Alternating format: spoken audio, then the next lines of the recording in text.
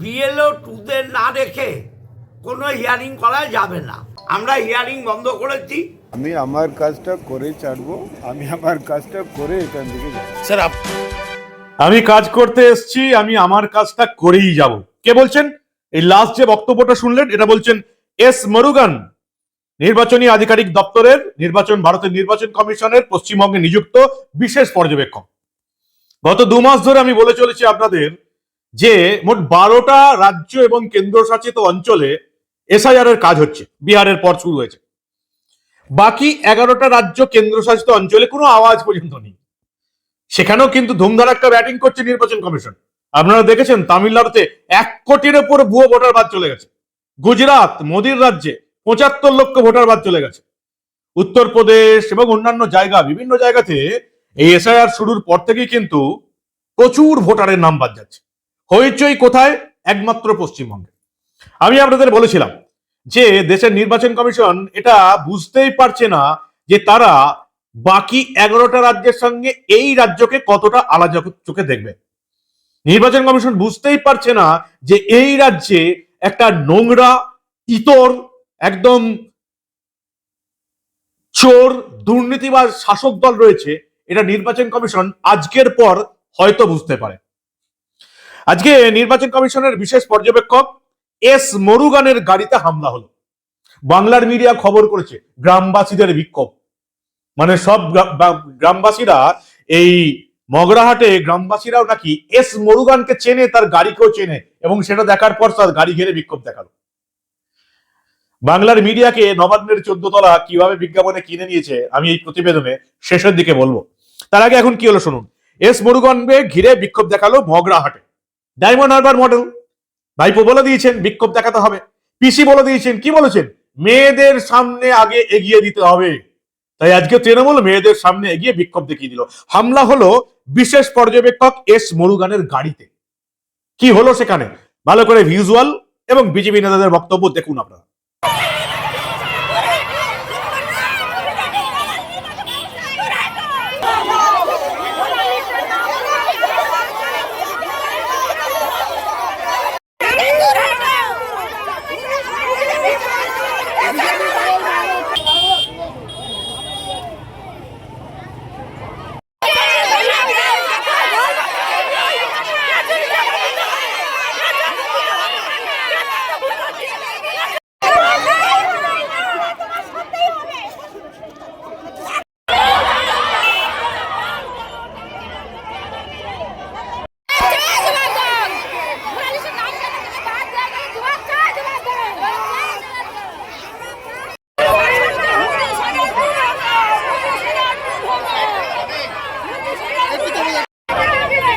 কি হয়েছে? কেন এই আন্দোলন করছে? কেন আন্দোলন করছে?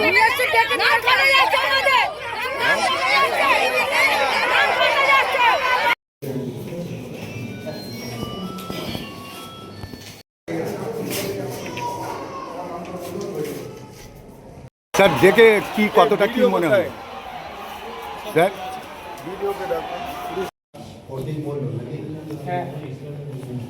আপনার কাজে কি কোনো ব্যাহত হচ্ছে? আপনি যে কাজটা করতে এসেছিলেন সেই কাজটা কি বন্ধ হয়ে যাচ্ছে? আমি আমার কাজটা করে ছাড়বো, আমি আমার কাজটা করে এখান থেকে যাবো। স্যার আপনি নিরাপত্তার অভাব করছেন কোনো পাইলট কার নেই? একজন আইএএস অফিসারকে কি নিরাপত্তা লাগবে यार? আমি তো ইন্ডিয়ান অ্যাডমিনিস্ট্রেটিভ সার্ভিস অফিসার, আমাকে তো ইলেকশন কমিশন পাঠাচ্ছে। আমি আমার কাজটা করতে এসেছি, আমি আমার কাজটা করে ছাড়বো। স্যার 2 জায়গায় বাধার মুখে পড়লেন স্যার। এটা তো প্রশাসন আছে, ওনারা দেখে নেবে। এটা কি কোনো রাজনৈতিক দল বাধা দেওয়ার চেষ্টা করছে? আমি জানি না, এটা ওনারা।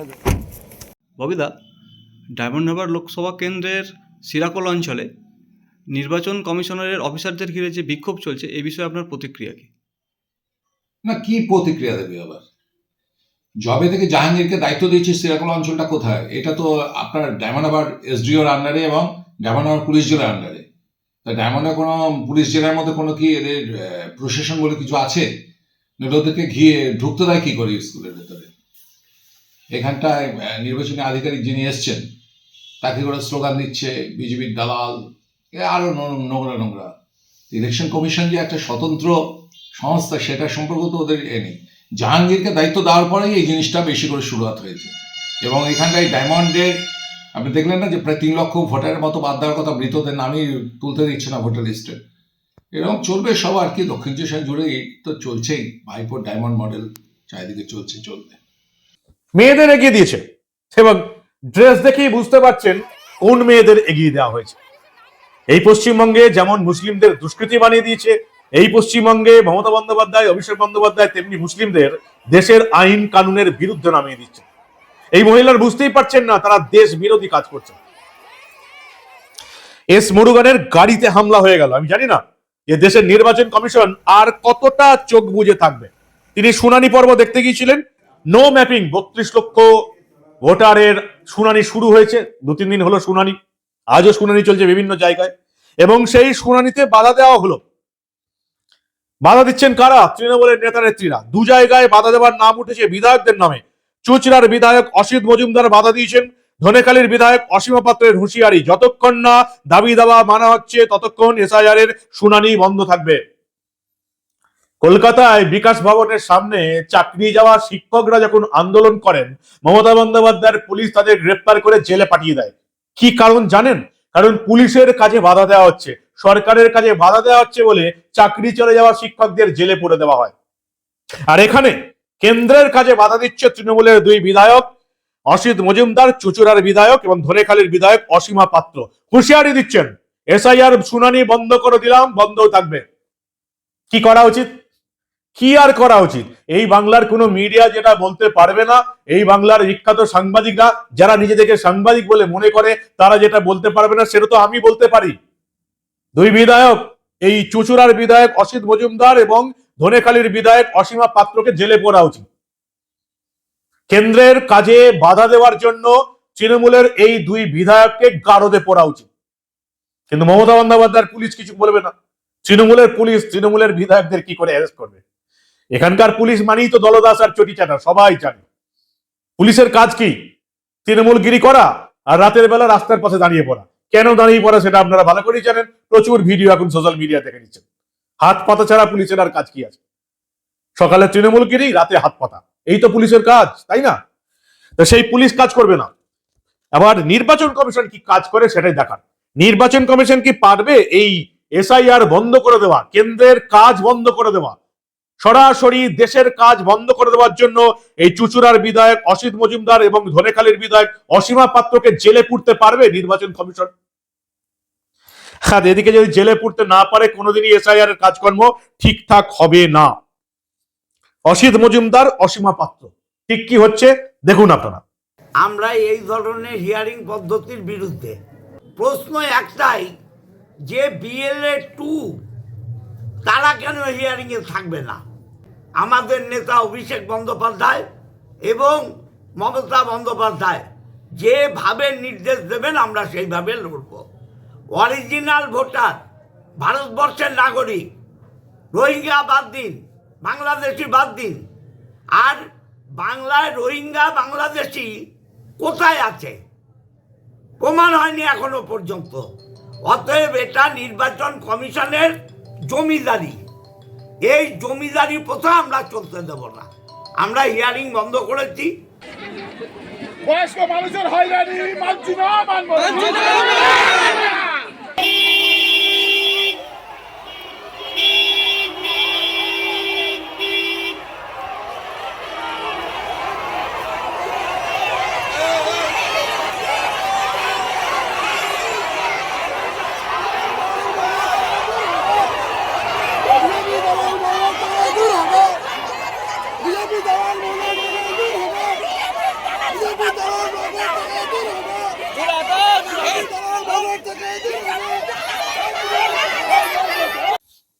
আরো একটা সিদ্ধান্ত আজকে নির্বাচন কমিশন নিয়েছে, যেটা মমতা বন্দ্যোপাধ্যায়, অভিষেক বন্দ্যোপাধ্যায়ের ঘোরতর আপত্তি ছিল, এবং যেই আপত্তি থাকার জন্য জেলা শাসকরা এই নিয়ে এগোয়নি।